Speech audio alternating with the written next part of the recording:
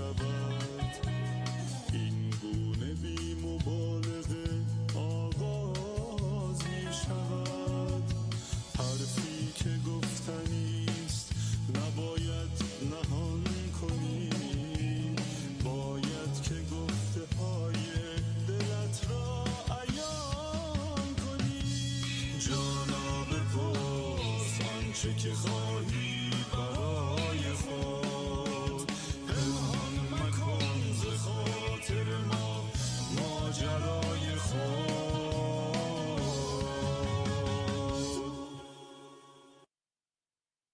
سلام و درود خدمت تک تک شما دوستان عزیز، همراهان همیشگی برنامه علامت سوال. در خدمت شما عزیزان هستیم با یک برنامه دیگه از سری برنامه‌های علامت سوال از شبکه 100 پارس. همونطور که می‌دونیم برنامه علامت سوال به صورت پخش زنده است و در 90 دقیقه آینده در خدمت شما عزیزان خواهیم بود. در ارتباط با موضوعات متعدد صحبت خواهیم کرد و سوالات شما عزیزان رو پاسخگو خواهیم بود. ممنون و تشکر از اینکه برنامه خودتون رو انتخاب کردید. دوستان، برنامه علامت سوال به صورت پخش زنده از شبکه 100 پارس و ماهواره یاست در حال پخش هست. همچنین از طریق یوتیوب 100 پارس میتونید برنامه رو به صورت پخش زنده تماشا کنید. از طریق اینستاگرام و فیسبوک علامت سوال، اینستاگرام و فیسبوک 100 پارس هم میتونید برنامه رو به صورت پخش زنده تماشا کنید. اگرچه میدونیم که همچنان کشور عزیز ما، مردم عزیز ما در مشکل هستن برای دسترسی به اینترنت، ساده ترین حقی که میتونن داشته باشن و شاید نتونن که برنامه رو از طریق اینستاگرام و فیسبوک تماشا کنن، اما امیدوار هستیم که به هر حال راهی باز بشه که بتونیم برنامه رو به صورت پخش زنده تماشا کنیم و اگر نه ضبط شده برنامه رو بر روی کانال های اجتماعی و همچنین بر روی فیسبوک و اینستاگرام و همچنین بر روی یوتیوب تماشا کنید. دوستان، شما همچنین میتونید در طول برنامه با ما در تماس باشید از طریق شماره تلفنی که به طور خاص برای تلفن زدن هست. میتونید مستقیما به استودیو وصل بشید و سوالاتتون رو مطرح کنید. البته بعد از نیم ساعت اول برنامه، در نیم ساعت اول برنامه تلفنی گرفته نمیشه، اما همچنان از طریق پیامک های نوشته‌تون میتونید با ما در تماس باشید. از طریق واتساپ، وایبر و همچنین تلگرام میتونید پیغام های نوشته‌تون رو، همچنین از طریق یوتیوب و اینستاگرام و فیسبوک میتونید برای ما پیغام های نوشته‌تون رو بفرستید.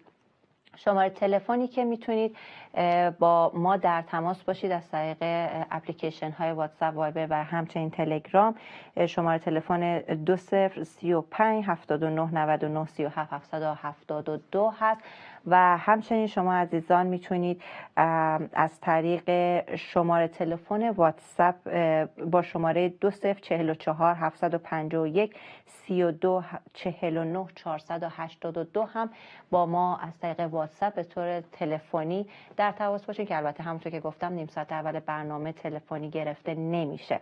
پس از طریق تمامی این راه‌ها عزیزان میتونید با ما در تماس باشید، همچنین برنامه رو ببینید. اگر سوالی دارید، نظری دارید، با ما در میون بگذارید. همچنین شهادت هاتون رو فراموش نکنید برای ما بفرستید. همونطور که میدونید بخشی رو داریم در برنامه علامت سوال که در اونجا شهادت های شما عزیزان رو به اشتراک میگذاریم و خوشحال میشیم از شما عزیزان بشنویم. درخواست های دعاتون رو حتما بفرستید. در آخر برنامه برای تک تک عزیزانی که درخواست های دعاشون رو در طول برنامه فرستادن در دعا خواهیم بود. با هم بریم یک بار دیگه راه ارتباطی با برنامه رو ببینیم، برمیگردیم با شما خواهیم بود.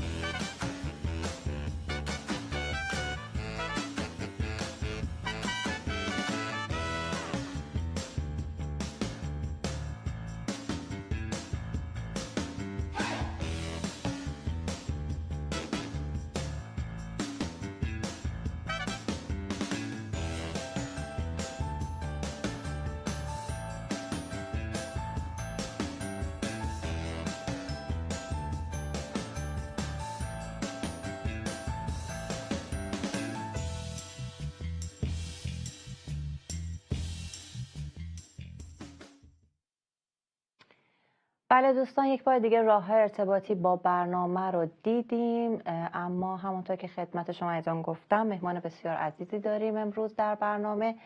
خواهر لویز مخوف با ما هستن. خواهر لویز جان، خیلی خوش آمد میگم بهتون. خوشحال هستیم که باز هم در برنامه علامت سوال حضور دارید. مرسی سالی جان، منم خیلی خوشحالم که با شما هستم بعد از یه غیبت طولانی، البته تعطیلات و اینا. در حال در این روزای خاص به خصوص مطمئن هستم شما هم همینطور این حس رو دارید. خیلی همدل و همصدا هستیم با بینندگان عزیز، با عزیزان هموطن ما در ایران توی این شرایط بحرانی و سرنوشت ساز. نه تنها دعاهای ما با این عزیزان هست، بلکه هر کاری که از دست ما برمیاد از راه دور داریم این را انجام میدیم. امروز صبح مخصوصا داشتم از اشعیا باب 60 میخوندم و چند تا آیه رو رسما حقیقتا همینطور مستقیم برای هموطنان ما دعا کردم. و حقیقتا دعا کردم که سلامتی، میگه سلامتی را ناظران تو و عدالت را حاکمان تو خواهم گردانید. من مدت هاست دارم برای یک عادل دعا میکنم خداوند فردی عادل، حالا میخواد زن باشه مرد باشه، یه شخص عادل رو برای ایران بلند کنه. و توی همین این مزمور اشعیا 60 میگه حصارهای تو نجات و دروازه های تو تسبیح نامیده شود. و واقعا این دعای من برای ایران هست. میگه روزهای نوگری تو تمام خواهد شد، صغیر 1000 نفر خواهد شد و حقیر امت قوی خواهد گردید. دعا میکنم این حقایق حقیقتا برای ایران اتفاق بیفته، به واقعیت تبدیل بشه و خداوند این در این روزهای بحرانی دستای آزادی خواهان ما رو تقویت بکنه. دیگه میگه اونجا تو اون باب میگه که بار دیگر ظلم در زمین تو و خرابی در حدود تو شنیده نشود. من آمین میگم به این دعا برای این مسئله. من صبح در حین دعا اینطور حس کردم که طبیعت وقتی که حالا خرس باشه، شیر باشه، فیل یا از حیوانات بزرگ گرفته کوچیک، حتی بی‌دفاع‌ترین حیوان مثل گوسفند وقتی به بچهش حمله میشه، این مادر خیلی دفاعی میشه. نه تنها دفاعی، خودش هم حمله میکنه، اجازه نمیده، با تمام قوت خودش از بچهش دفاع میکنه. اینطور حس کردم که برای ایران مادر قیام کرده، یک مادر بلند شده و خدا نکنه مادرها قیام کنن، مادرها بلند بشن. اینو بگم و واقعا دارم این رو اعلام میکنم که وقتی یک مادر بلند میشه برای دفاع از بچهش، تا دشمن رو به مرحله کاملا مطمئن دور نکنه دست نمیکشه. و من میدونم این جنبشی که شروع شده، این قیامی که شده، چون مادر بلند شده، ایمان دارم به آزادی ختم میشه و واقعا دعای من برای این مسئله هستش. آمین آمین. ما هم آمین میگیم. خواهر جان چقدر زیبا گفتی و مایی که مادر هستیم میدونیم اون عشق و اون غیرتی که مادر نسبت به فرزندش داره و همونطور که شما گفتی تا زمانی که اون دشمن رو دور نکنه از بچهش ولکن نیست. و چقدر زیبا گفتید خواهر لویز جان و ممنونم واقعا اینکه این در واقع چیزی رو که در دلتون بود و احساس کردین و در واقع خداوند باهاتون صحبت کرد، این رو با ما در میون گذاشتین که مطمئن هستم قوت قلب برای تک تک ما هست و مخصوصا برای بیننده های عزیزی که دارن برنامه رو میبینن و اینکه خدا با ماست و در کنترل همه چیز هست و با ایمان برای آزادی همچنان می‌جنگیم و می‌کوشیم برای به دست آوردن آزادی که حق طبیعی هر انسان هست.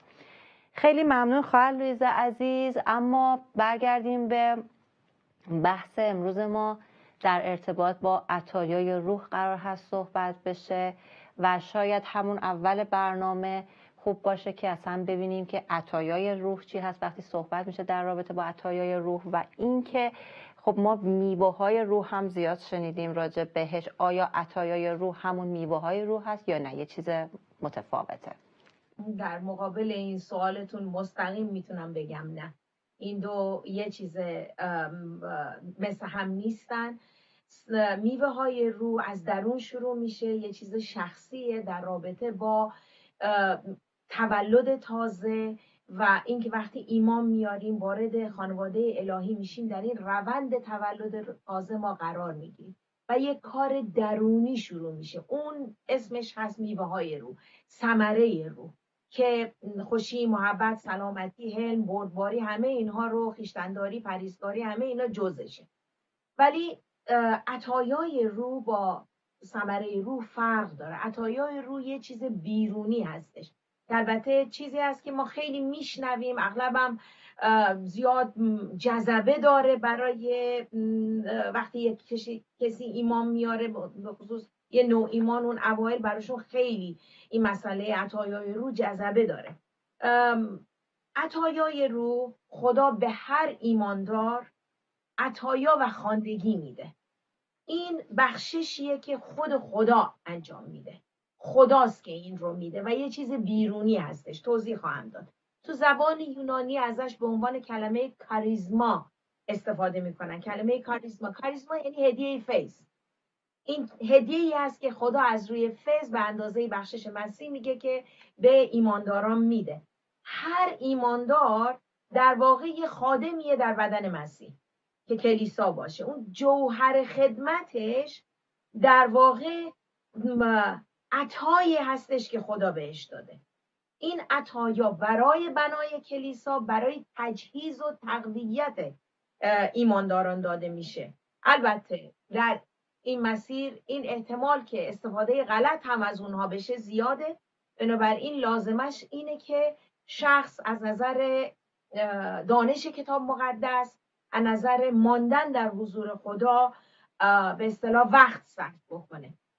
عطایای روحانی بلوغ روحانی نیست. بلوغ روحانی باز در رابطه با تولد تازه و مسئله ثمره روح هست، فرق داره. ما میبینیم کلیسای قرنتوس، پولس رسول رسما میگه شما در هر عطایا میگه شما غنی هستید، پر هستید، ولی میبینیم به اینا میگه شما نابالغید. میگه چطور شده با این که این همه عطایا رو دارید ولی از نظر درک روحانی، از نظر اون بلوغ روحانی شما نابالغ هستید. باز ما در رومیان 11:29 در مورد عطایا و خواندگی اینطور میگه در نعمتها، که همون یعنی عطایا یا هدایا ترجمه هم شده، به هر حال در نعمتها و دعوت خدا که بازگشت نیستید. این چی میگه؟ میگه خدا وقتی که یک کسی ایمان آورد، این هدیه رو داد بهش، خدا اونطوری نیست که این هدیه رو ازش پس بگیره. پس گرفتنی نیست. حالا میخواد شخص غلط ازش استفاده بکنه، این بخشش خداست. هدیه‌ایه که خدا میده به هر ایماندار. در روز پنتیکاست وقتی کلیسا در واقع تأسیس شد، بنیاد کلیسا گذاشته شد، میبینیم که در این جمع ایمانداران خدا نعمتها، عطایا به همه افراد بهشون داد. ما تمام اینها رو در غلاطیان، در رومیان، در افسوسیان، در قرنتیان، در اغلب رسالاتش پولس یک اشاره‌ای کرده، حالا یا مختصر یا به شکل چیز، و کلاً کلمه خانواده الهی رو براش استفاده میکنه، یا میگه خانواده روحانی، در واقع اون کلمه فرزند خوانده. وقتی فرزند خوانده میشیم ما با تولد تازه در واقع فرزند خوانده میشیم، عضو این خانواده الهی میشیم که معبد مقدس خداست، در واقع کلیسای خداست. پتروس میگه که شما سنگ‌های زنده این عمارت روحانی هستید. پس ما عضو این کلیسا میشیم. برای اینکه این بنیاد، این بدن مسیح ادامه پیدا کنه و یه سری کارهایی رو انجام بده، هر عضوی در این بدن یک وظیفه‌ای داره که این بدن رو تجهیز بکنه، این بدن رو تقویت بکنه. این اعضا یعنی این عضو بدن در پری روح اینا تعمید میگیرن و مسیح سر این بدنه. زیبایی کار در با هم بودنه. حالا یک کسی این عطایا رو داشته باشه، بخواد خودش مستقل خارج از پوشش کلیسا برای خودش تکروی بکنه و بخواد خودش مستقل این عطایا رو به کار ببره، در دراز مدت یا در کوتاه مدت این اون بازدهی لازم رو نمیده. زیبایی، چون که میبینیم که بدن به بدن تشبیه میکنه، میگه ما بدن هستیم و این بدن اعضا داره، دست داره، پا داره، سر داره، چشم داره، گوش داره، اعضا و اعشای داخلی داره و اینا همه با همدیگه در هماهنگی کار میکنن. پس نمیتونی یکی برای خودش بیاد ساز سر بده بگه حالا من مثلا عطای شفا دارم، را میفتم میرم بیرون هر کاری دلم میخواد با این عطا میکنم. آره میکنه، ولی خرابی به بار میاره، برای اینکه باید در هماهنگی با سایر اعضا باشه، در با هم بودنه که این بدن در هماهنگی عملکرد داره. گفتیم روح القدس این عطایا رو به کلیسا میده و یک نفر همه عطایا رو نداره و خود روح القدس بنا به تشخیص خودش، اینطور که از کلام میفهمیم، بنا به تشخیص خودش این عطایا رو میده و همه اینها در یگانگی روح با هم کار میکنن. پس هر ایماندار میتونه یک یا چند تا عطا داشته باشه، همه رو نمیتونه. هر کدوم از این عطا برای بنا و تجهیز بدن یا کلیسا هستش، توسط یک روح یعنی روح القدس داده میشه و هر شخص ایماندار رو خداوند این فیض رو بخشیده به اندازه بخشش مسیح میگه، شامل همه ایماندارانه. این داده میشه تا به کار برده بشه.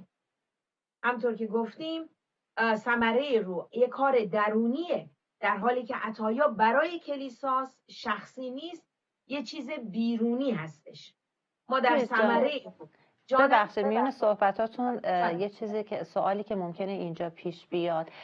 خب ما میدونیم که عطایای روح شامل همونطور که در رومیان 12 ما میبینیم که میگه مثلا نبوت که شما بهش اشاره کردید، تعلیم، تشویق، کمک به نیازمندان، اینها جز عطایای روح هست. و خب ما میدونیم بعضی از آدما حتی قبل از ایماندار شدنشون یک سری حالا بگیم عطایا شاید به نوعی بگیم یا یک هدیه‌ای دارن. برفرض طرف حتی میگم اگه ایماندارم نیست، آدم خیلی خوشمشربی، خیلی راحت با اطرافیان میتونه ارتباط برقرار کنه، مهمان نوازه معمولا، یا مثلا کمک زیاد میکنه به نیازمندان. این یه چیز درونی هست. یا برفرض ممکنه کسی باشه که حالا مسئله شاید موسیقی، در موسیقی حتی قبل از ایمانش آدم قوی بوده، آدم به هر حال تاثیرگذاری بوده، یا مثلا حالا ما بگیم که برفرض مثلا من خودم خب قبل از ایمانم هم حالا بگیم استعداد یا هر چیز، به هر حال هم تحصیلاتم در مسئله میدیا بوده، کار کردم، تجربهشو داشتم، ولی خب بعد از ایماندار شدن در یک قسمت دیگه فعالیت کردم. یعنی از اون چیزی که حالا استعدادی که شخص از قبل داره، از گذشته داره، قبل از ایمانش استفاده میشه در راه خدا، در راه خدمت. سوال من این هست که آیا میشه این عطایا از قبل بوده باشه و حالا ازش استفاده بشه به نوعی در همونطور که گفتم در خدمت به هر حال در راه خدا و در راه کلام خدا، یا این که نه حتما یه چیزی هست که بعد از ایماندار شدن به شخص داده میشه؟ بذارید اینطور بگم، ما در مورد ثمره روح گفتیم و در مورد عطایای روح. ثمره رو گفتیم که یه چیز درونیه، شبیه مسیح شدنه. ثمره روح جاودانیه، اما عطایای روح موقتیه تا زمانی که ما بر زمین هستیم. اون چی که از صحبت شما میفهمم اینه، عطایا استعداد نیست، استعدادها فقط نیست. خاص افرادیه که به مسیح ایمان آوردن ممکنه در راستای استعداد باشه، ولی فراتر از استعداد شخصیه. اینطور بگم، شما مثال آوردی در مورد توانایی خودتون در میدیا. آنچه که روح خدا انجام داده، چیزی رو که یاد گرفتید، فراتر از یادگیری شما به عنوان خواندگی این رو تبدیل کرده. پس بنابراین اگر استعدادی هست اونجا، چیزی هست در راستای اون استعداد، فراتر از استعداد روح خدا عمل میکنه در این مورد. و به اصطلاح شخصی رو که این عطا رو داره، خدا اینو تجهیز میکنه که نتیجه این عطا، ثمره این عطا برای تقویت و بنای کلیسا باشه. درست. بله، شخصی که عطایا داره، خود شخص یک وسیله است، یک ابزاره و در واقع اینو میگه که برای جلال کار خدا در بدن مسیح. بنابراین جلال از آن شخص نیست، جلال از آن خداست. شخص یک وسیله است، منتها این شخص استعداد داره، توانایی داره، یه سری تحصیلات و معلومات داره، استعدادهای طبیعی، یه سری معلومات شخصی. روح وقتی که اینا رو ما میدیم به خداوند، روح خدا وقتی که این عطایا رو به ما میده، یک ترکیبی بسیار زیبا میاره. ما در همون استعدادها در راستای عطای خدا میایم بیشتر شکوفا میشیم برای تقویت بدن مسیح. دقیقاً سوال من دقیقاً همین بود که آیا از همون استعدادهایی که شاید در گذشته شخص داشته، مثلا یک هنرمند، یک معلم خوب که به هر حال خوب میتونه تعلیم بده، سخنوریش خوب هست، یا میتونه ساپورت کنه افرادی رو که به هر حال دارن ازش آموزش میبینن، الان در راستای جلال کار خداوند و جلال نام خداوند پرورش پیدا میکنه و فراتر از اون میشه. خیلی ممنون، مرسی خواهر لویز عزیز. بعد از یک استراحت کوتاه برمیگردیم و بحث رو ادامه خواهیم داد. با ما باشید. اینجا استودیوی لندن هست. درود فراوان خدمت یکایک شما دوستان عزیز. ما در این برنامه به صورت پخش زنده در ارتباط با دفاعیات مسیحی به بحث و گفتگو می‌پردازیم. کارشناسان کتاب مقدس رو دعوت میکنیم. سلام برادر ادوارد، سلام برادر سرگیس عزیز، سلام خواهر لویز عزیز، سلام کشیش کیوان، سلام کشیش امید، سلام کشیش فریدون، خیلی خوش اومدین و به سوالات شما پاسخ میدیم.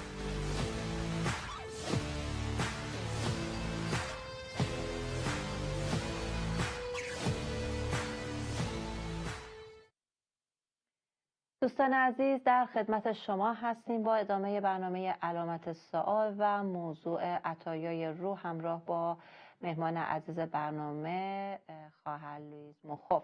خواهر لویز جان، در رابطه با عطایای روح صحبت شد و گفتید که همه ایمانداران این عطایای روح رو دارن، اما ما خیلی میشنویم ایماندارانی که حالا یا تماس میگیرن یا سوالشون این هست که من نمیدونم که خواندگیم چی هست، یا هنوز نمیدونم که چه عطایای خداوند به من داده.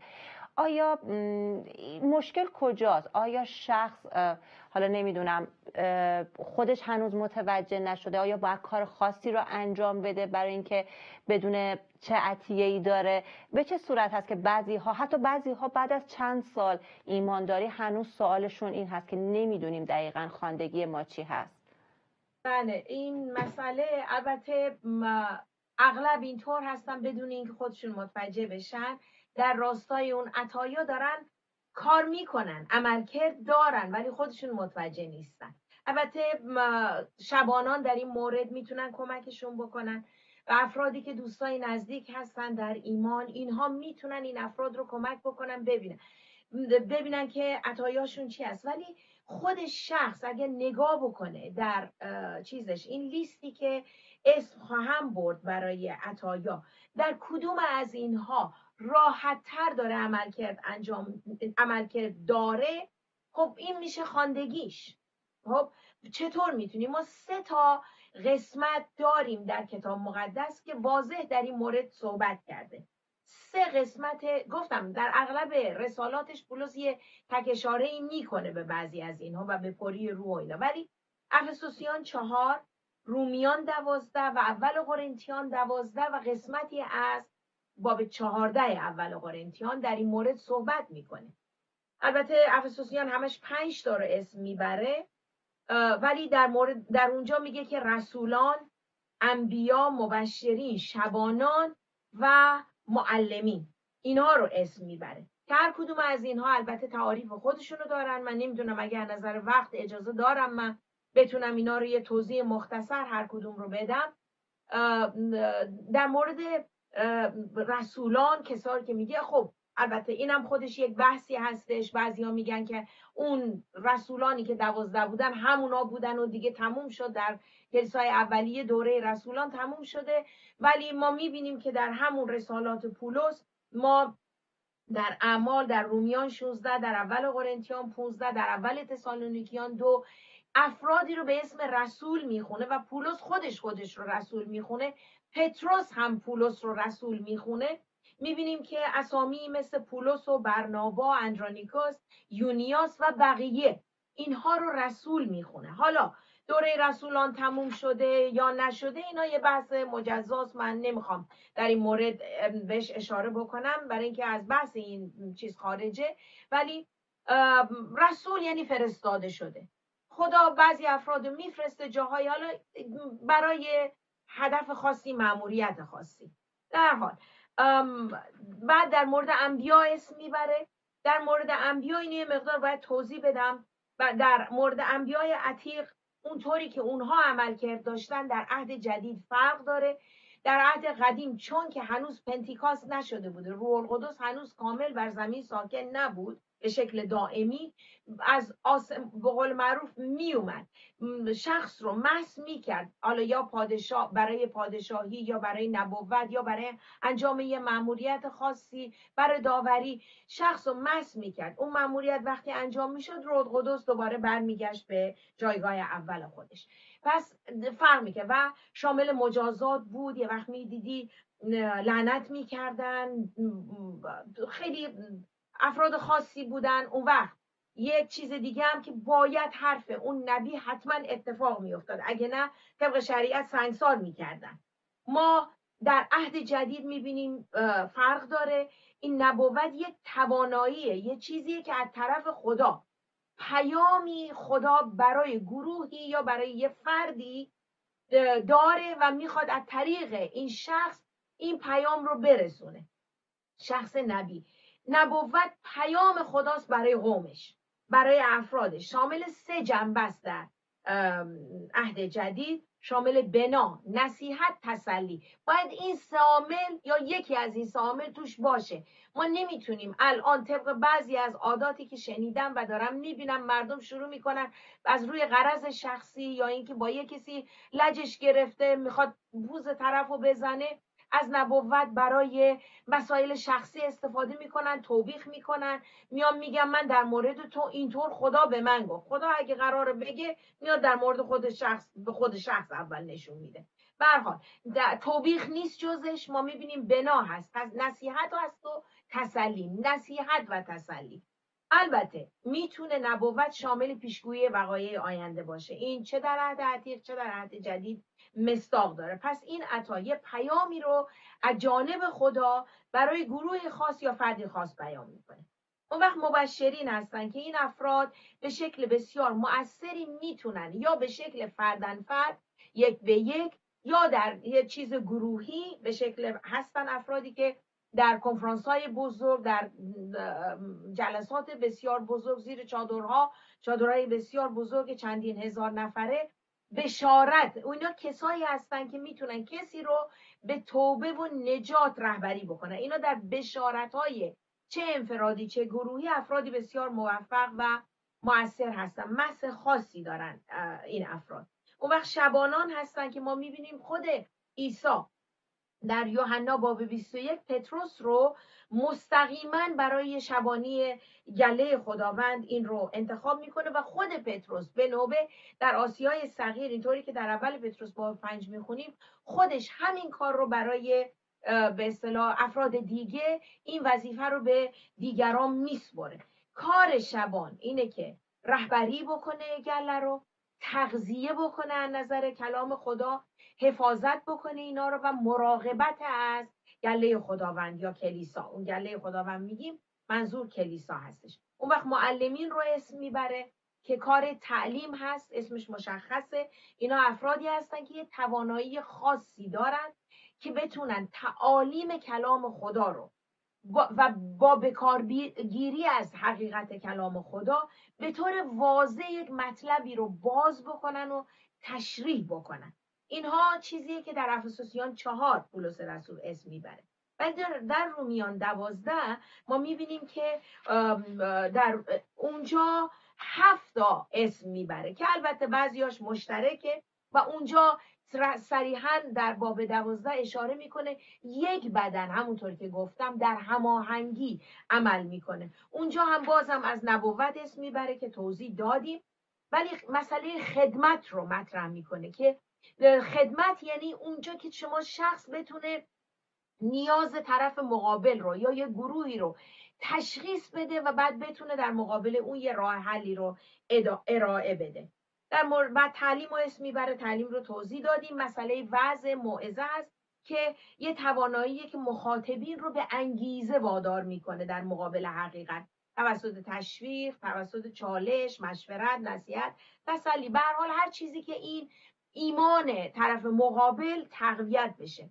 اون وقت در مورد دادن صحبت میکنه، منظور سخاوتمندی از نظر مالی هست. بعضی افراد واقعا یه مس خاصی دارن، مبالغ بسیار هنگفت رو با خوشرویی خیلی راحت برای کار خدا میدن. اینها واقعا عطای خاص در این مورد دارن. مسئله رهبری رو پولس در رومیان 12 بهش اشاره میکنه که این باز خودش یک توانایی است که شخص رهبر هدف خدا رو برای یه گروهی تشخیص میده و اون هدف مشخص رو با برنامه‌ریزی درست برای انجام، برای به اصطلاح موفقیت اون هدف جهت میده.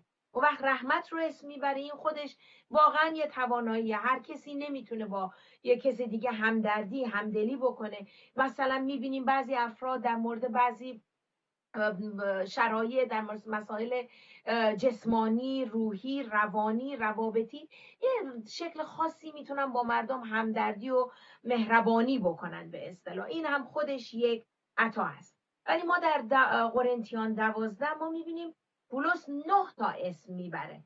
در رومیان 12 7 تا عطا، ولی در اول قرنتیان 12 و قسمتی 14 9 تا اسم میبره که حکمت، کلام علم، ایمان، شفا، معجزات، نبوت، تمیز ارواح، اقسام زبانها، ترجمه زبانها رو اسم میبره که از این 9 تا 3 تاش از اون عطایا است که به زبان اعلام میشه، گفته میشه، و 3 تاش قدرتی هستن، یعنی حالت معجزه و حالت علائم و نشانه ها داره. 3 تاش مکاشفه‌ای هستن، یعنی روح القدس الهام میده. و همینطور که گفتم اینها برای تجهیز ایمانداران هست، برای تبشیر انجیل هست، برای بنا و تقویت بدن مسیح که کلیسا باشه، که خدا اینها رو با علائم و نشانه ها ثابت میکنه. این عطایایی که گفتم به زبان هست 3 تاش نبوته که در این مورد توضیح دادیم. اقسام زبانها، این با زبانها صحبت کردن در دعاهای شخصی فرق داره.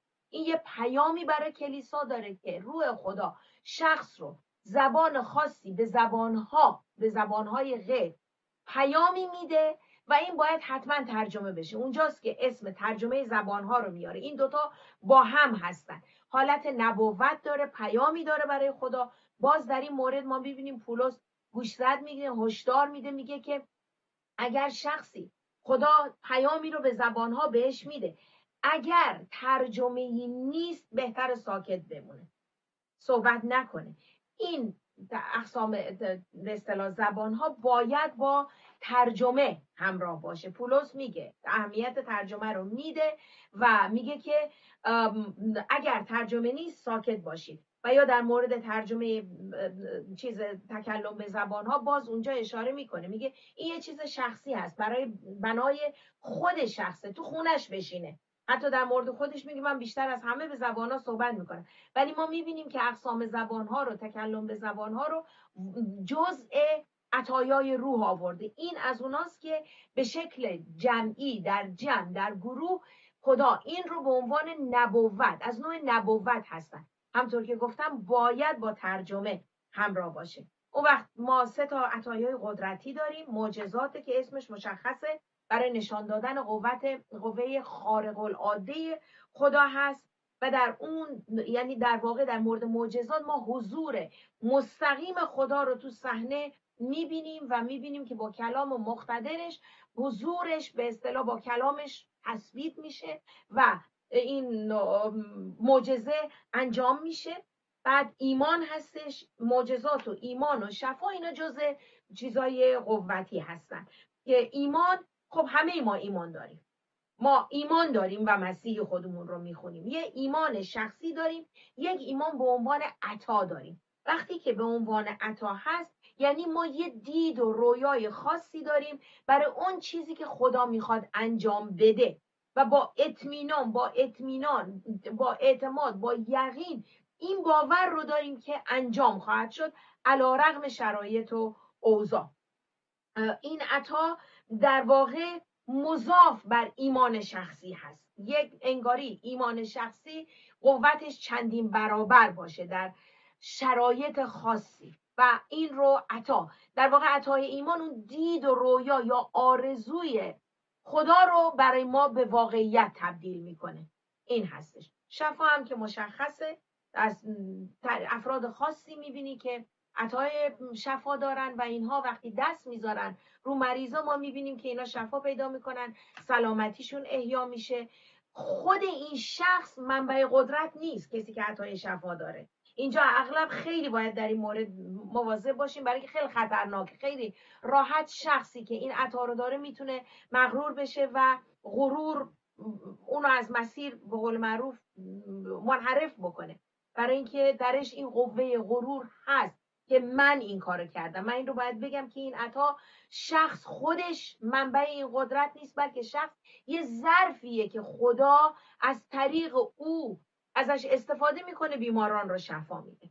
اون وقت عطای مکاشفه‌ای داریم که حکمت و علم و تمیز ارواح هست که این مسئله حکمت خب که یک توانایی است که بشه اصول کلام خدا رو به طریقی خاص در شرایطی خاص به کار ببریم تا نتیجه مطلوب و خداپسندانه حاصل بکنه. این میشه حکمت و هر کسی این عطا رو نداره. یا در مورد علم میگه این علم یک توانایی هست برای مرتب کردن حقیقت به نفع دیگران. با این عطا شخص با یه درک و فهمی از درون شخص مقابل یا از شرایط دورورش، از اون موقعیتی که درش هست، با یه درک فهم خاصی صحبت میکنه. در واقع از طریق این عطا خدا به اون شخص مقابل، نه به کسی که دارنده عطا است، به شخص مقابل یا به گروه مقابل در اون شرایط میخواد اینو بفهمونه که خدا او رو شرایط او رو دیده و شخص از دید خدا فراموش نشده. بعد تمیز ارواح رو جزء عطایای مکاشفه‌ای میاره که تشخیصه. این توانایی است که شخص روح حقیقت و روح اشتباه رو تشخیص میده. با این عطا شخص میتونه اصل رو از تقلب، امور الهی رو از امور اهریمنی، حقیقت رو از دروغ، امور روحانی رو از امور جسمانی تمیز و تشخیص بده. مهمه که ما نسبت به عطایا و خواندگیمون مطمئن بشیم، اونو تشخیص بدیم، به کار ببریم. در رابطه با سوالی که کردید، اگر نمیدونیم دقت بکنیم در عملکردمون در کلیسا، کمک بگیریم از شبانان، از دوستان، از کسای افراد مطمئن که بتونیم این عطا رو به کار ببریم، برای اینکه به کارگیری عطایا هم خود شخص رو بنا میکنه، هم کلیسا رو بنا میکنه، هم منجر میشه به جلال خدا. این بابهایی رو که گفتم، رومیان 12، افسوسیان 4، اول قرنتیان 12 و 14 رو به دقت شخص بخونه، یاد بگیریم که نعمت‌ها و خواندگی‌ها چیا هستن و بدونیم هر کدوم از این عطایا در جای خودشون چیا هستن.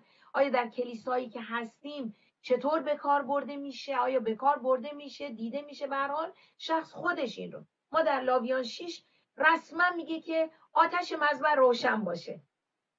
آتش مذبح روشن باشه. وقتی که ما در پری روح در این عطایا علاوه بر ثمره روح، میوه روح، در این عطایا کاربرد داریم، عملکرد داریم، این آتش همیشه روشنه.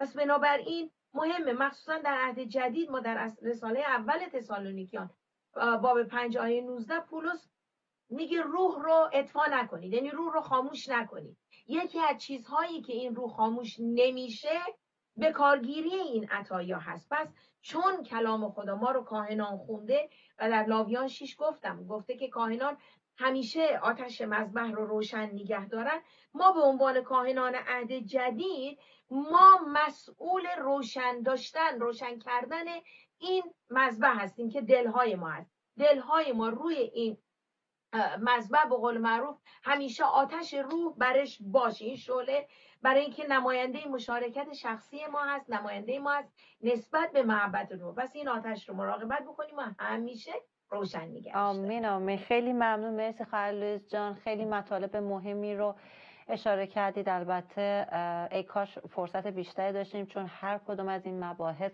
جای بحث داره و این که خیلی مهم هست که همونطور که اشاره کردیم مخصوصا بعضی از عطایا خیلی باید با مراقبت تایید بشه، در واقع مثل شناخت ارواح و مثل نبوت کردن، چون بعضی وقتها ممکن هست که ما خودمون فکر کنیم یه عطایایی داریم ولی واقعا نباشه یا به اشتباه گرفته بشه. پس خیلی مهم هست که از طرف به هر حال کشیشمون یا افرادی که در ایمان قوی هستن و شناخته شده هستن تایید بشه عطایایی که داریم و مهمتر این که در جای درست ازشون استفاده بشه و مهمتر از همه اینها این که هر کدوم از این عطایا اگر به ما داده شده همونطور که خواهر لوئیس عزیز اشاره کردن برای جلال نام خداوند هست، نه جلال نام خودمون. پس خیلی مراقب باید باشیم و از اونها مراقبت کنیم در راه درست و درست استفاده بشه. ممنون خواهر لوئیس عزیز از توضیحاتی که دادین. یک استراحت کوتاه داشته باشیم، برمیگردیم همراه با سوالات و نظرات شما عزیزان. با باشید. هر کدوم از ما تو زندگیمون یه سری تجربیات ممکنه داشتیم با خدای خودمون، یه سری اتفاقاتی افتاده بین من و خدای خودم و اون زمان یک کلیکی بوده توی زندگی من و یک احساس خیلی خوشایند که اینکه خداوند وجود داره. به اینها میگن، به این اتفاقات میگن شهادت. این شهادت ها رو اگر ما برای یه نفر دیگه تعریف بکنیم ممکنه اون شخص دقیقاً در همون موقعیت قرار داشته باشه و با شنیدن شهادت زندگی من بدونه که بله خدایی وجود داره و میتونه بهش اعتماد کنه. برنامه علامت سوال برای این فصل قصد داره که شهادت های شما عزیزان رو به اشتراک بگذاره. میخوام از شما عزیزان دعوت کنم که اگر شهادتی دارید، اگر تجربه‌ای دارید با خدای زنده، حتما برای ما بفرستید تا ما بتونیم در برنامه علامت سوال به اشتراک بگذاریم و بنا کننده و تقویت کننده ایمان تک تک ما باشه.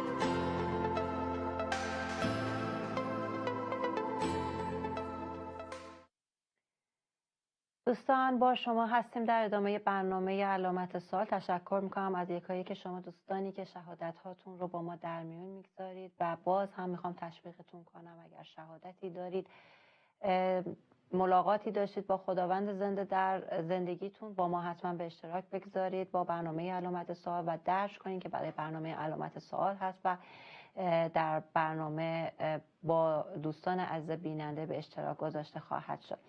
اما همونطور که خدمت شما ایضا گفتیم به بخش سوالات و جواب‌های در واقع جواب دادن به سوالات شما عزیزان رسیدیم. تلفن برنامه از همین الان بازه، اگر دوست دارید میتونید از طریق تلفن هم به طور مستقیم به استودیو وصل بشید و سوالاتتون رو مطرح کنید. همچنین نظراتتون رو و سوالاتتون رو میتونید از طریق راه‌های دیگه ارتباطی که بر روی گیرنده‌تون میبینید در تماس باشید و بفرستید و همچنین درخواست‌های دعاتون رو فراموش نکنید بفرستید. در آخر برنامه برای عزیزانی که درخواست‌های دعاشون رو فرستادن در دعا خواهیم بود.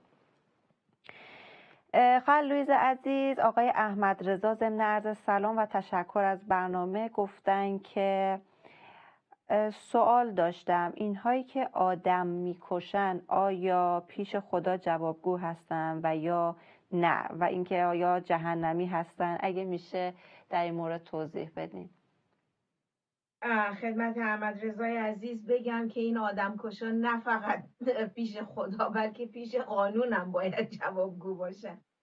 چیزی نیست که فقط خدا خیرشونو بگیره. خدا 100% در این مورد داوری خواهد کرد اینها رو، چون رسما در اولین اون چیز 10 فرمان وقتی ما میخونیم، خدا وقتی که اولین چیزی که به غیر از خودش داره اشاره میکنه، داره صحبت میکنه، میگه قتل نکن. مطلقاً خدا قتل رو تایید نمیکنه، داوری میکنه، بله. و در این رو زمین هم شخص در مقابل قانون جوابگو هست و دیر یا زود به تله میفته. این رو لااقل به جرئت میتونم بگم. آدم کشی کاری نیست که فقط پیش خدا منفور باشه، بلکه نزد مردم هم همینطور. همینطوره، اگرچه که در حال حاضر خب هستن قوانینی که در کشورهایی که مثلا الان در حال حاضر در کشور خودمون به راحتی دور زده میشه و این اتفاق میفته، ولی به هر صورت خاموش نخواهد موند و حتما در زمانی باید جوابگو باشن، همونطور که شما اشاره کردین خاله لویز جان. آقای اکبر هم سوالی پرسیدن، گفتن من 5 سال ایمان دارم، تعمید روح هم گرفتم و خدا عطایایی هم به من داده، ولی همچنان داروی اعصاب قوی مصرف میکنم. چگونه خداوند حیات بخش روح القدس رو میتونه به آدم بده و همچنان با روح افسردگی یک جا هستن؟ روح القدس و روح افسردگی رو گفتن. خب خدمت این برادر ما اکبر عزیز بگم که تعمید روح داشتن خدا رو شکر، عطایا داشتن خدا رو شکر. ببینید ما یک مجموعه هستیم از نظر جسم و جان و روح. انسان از جسم و جان و روح تشکیل شده. اون هسته اصلی مرکزی ما به عنوان جوهر ما روح ما هست. روح جان هست که در واقع اراده و افکار و احساسات ما هست. بعد روی این جسم هستش که همین بدنی هست که درش داریم زندگی میکنیم. وقتی که ما تعمید روح داریم اسمش روشه. تعمید روح در رابطه با روح ما هست. در قسمت عطایا باز در رابطه با مسئله روح و در رابطه با روح هستش. ببینید بعضی افراد به شکل ارثی مشکل افسردگی دارن، بعضی از مشکلات عصبی، روحی، روانی میتونه ارثی باشه. خیلی هاشم میتونه در اثر استرس باشه، خیلی هاشم میتونه نحوه تغذیه باشه.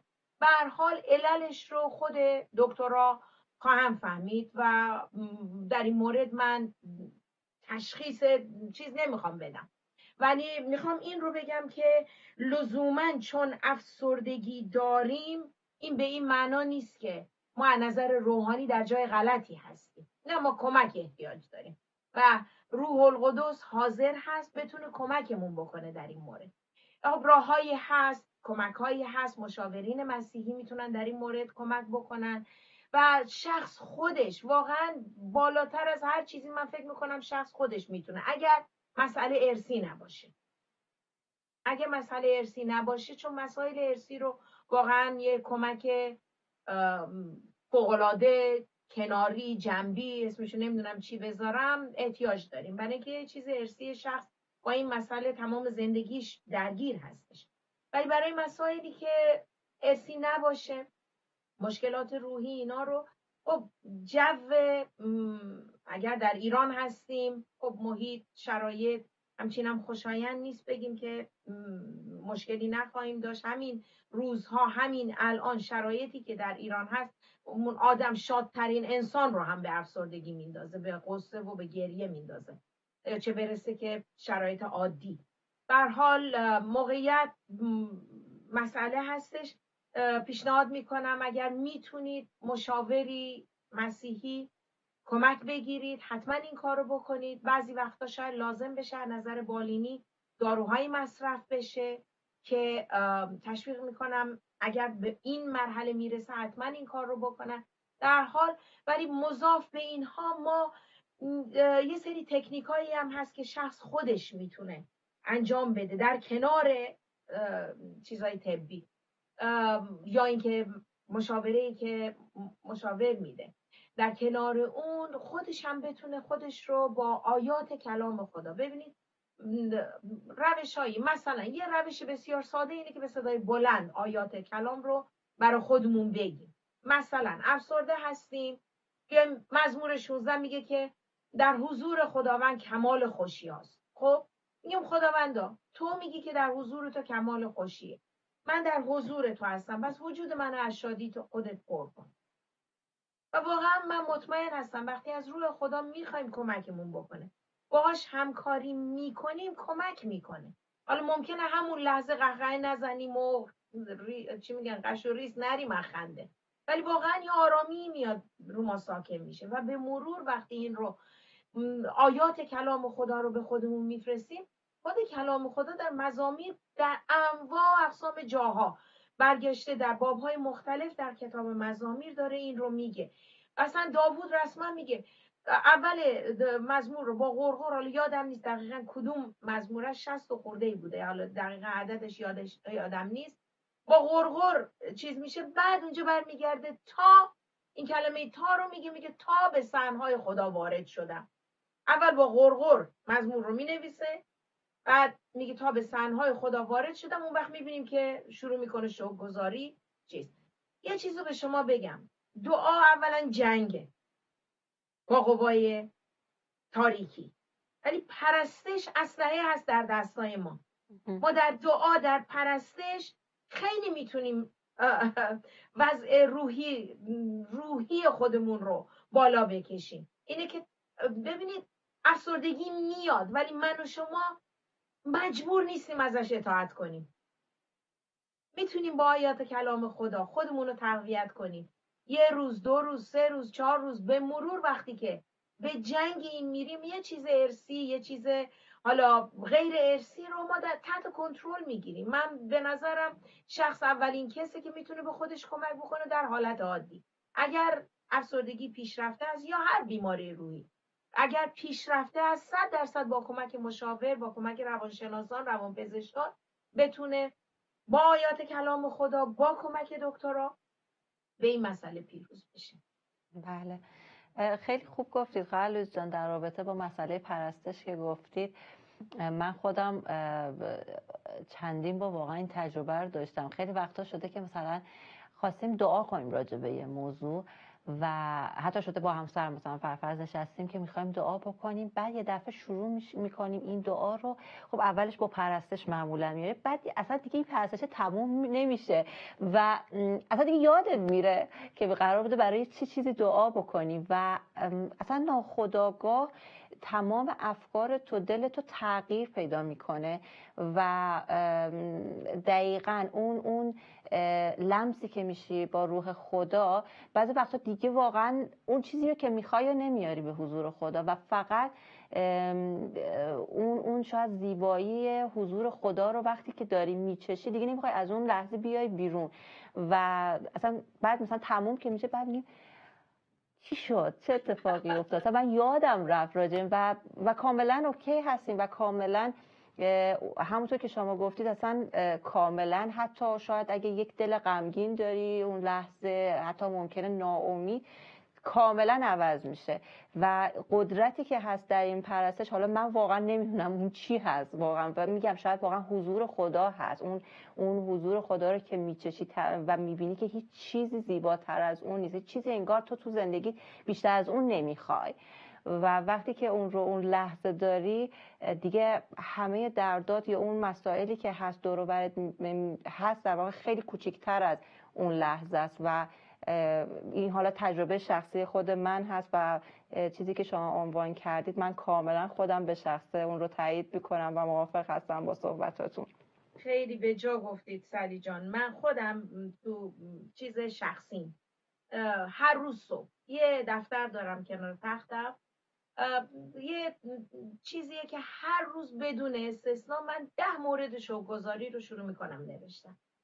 باور کنید اصلا تو اون شروعش، بعد وقتی به آخرش که میرسه اصلا روحیه کاملا عوض میشه. تو پرستش، تو شکرگزاری، اینها روش‌های عملی هستش. حالا میگم تجربه شخصی و خدا رو شکر که این روش‌ها رو در اختیار داریم، میتونیم استفاده بکنیم برای اینکه بتونیم به مسائلی که واقعا ما رو داره میپیچونه. تو عبرانیان میگه که هر بار گران رو که ما رو سخت به خودش پیچیده، میگه از خود دور میکنیم. اینقدر مسائل در طول زندگی، در طول روز باهاش ما درگیر هستیم. یه کلام خدا درست میگه اینو سخت ما رو به خودش پیچونده، ما رو پیچونده حسابی. پس میگه اینو دور بندازیم. چطور؟ بعد میگه که به سوی پیشوا و کامل کننده ایمان و خودمون نگران باشیم. اینا قدم‌های عملیه، چیزای کوچیک کوچیک که من در مورد این مسائل شکرگزاری اغلبم پیش میاد تکراری هم خواهد بود بعضی وقتا، ولی وقتی که شروع میکنم اولش به قول خودم یه خورده زور میزنم بنویسم و بعد دیگه به 4می 5می اینا میشه که خود به خود اتوماتیک داره میاد، شروع میکنم بنوشتن. برای من شخصا این خیلی مفیده، خیلی کمکم میکنه. بله 100% موافق هستم. رویارویی با روز. درسته، همینطوره. و خب مسلما همونطور که باز شما هم توضیح دادین، انسانه و با ضعف‌های خودش ما سرما می‌خوریم و خیلی اتفاقا برامون میفته. روح ما هم شاید زمانی واقعا الان همین مسائلی که داره در ایران میفته، به هر حال خیلی نگرانی‌ها، دلهره‌ها، افسردگی حتی ممکنه با خودش بیاره، ناامیدی با خودش بیاره. ولی خب مهم این هست که در اون شرایط نمونیم. اگر لازم هست، حتی لازم هست دکتر دوا بشه، مشاور باشه، روانشناس، روانپزشک، ولی مهم این هست که به خودمون کمک کنیم و با قدرت به هر حال به غیر از مسائل پزشکی اگر لازم هست با قدرت دعا هم به هر حال اون شرایط رو عوض کنیم و در اون شرایط نمونیم. خیلی ممنون، مرسی خواهر لویز عزیز، همچنین شما عزیزان که تا اینجای برنامه با ما همراه بودید. بریم با هم یک موزیک ویدیو ببینیم، بشنویم، برمیگردیم در ادامه صحبت ها با شما خواهیم بود.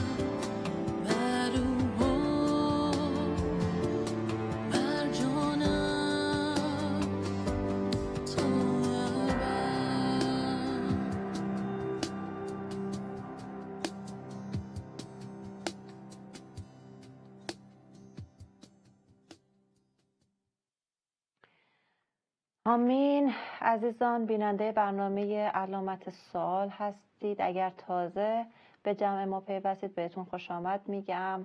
همونطور که میدونید برنامه علامت سوال برای شما عزیزان هست، برای سوالاتی که در ذهنتون هست، در دلتون هست که با ما به اشتراک بگذارید و کارشناس عزیز برنامه جوابگوی سوالات شما هستن. پس تشویقتون میکنم اگر سوالی دارید حتما با ما در تماس باشید، از طریق راههای ارتباطی، از طریق تلفن و همچنین راههای دیگه ارتباطی، از طریق پیامک میتونید برای ما سوالاتتون رو بفرستید. فراموش نکنید حتما درخواست‌های دعاتون رو بفرستید. در آخر برنامه برای عزیزانی که درخواست‌های دعاشون رو فرستادن در دعا خواهیم بود. بعضی اوقات دقیقاً لحظه‌ای که ما داریم دعا رو میخونیم دوستان درخواست‌ها رو میفرستن. البته که حتما برای شما در دعا خواهیم بود، اما شاید فرصت نشه که در برنامه به صورت زنده اسمتون خونده بشه و یا درخواستتون خونده بشه.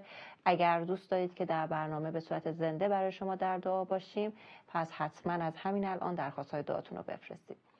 خب همراه با خواهر لویز عزیز هستیم و سوالات شما. خواهر لویز جان، میترای عزیز سوالی پرسیدن، گفتن که شما میگید محبت کنیم چون کلام خداوند میگه محبت کنیم. آیا اونی که آدم رو دوست نداره به اونم باید محبت کرد؟ میشه بگین چطوری میشه به این آدم ها محبت کرد؟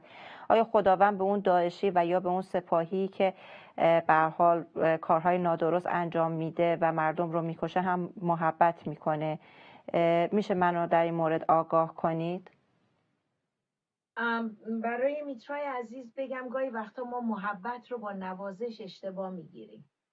کلام خدا میگه که اون رو که دوست دارم تنبیه هم میکنم. لزوما همیشه محبت کردن به این معنا نیست که ما اجازه بدیم که، حالا این کلمه رو بذارید راحت بگم، پادری باشیم هر کی میخواد رو ما پا بذاره. نه اینطور نیست. کلام خدا بدون استثنا به ما میگه محبت بکنیم. من امروز باز متنی رو روش کار میکنم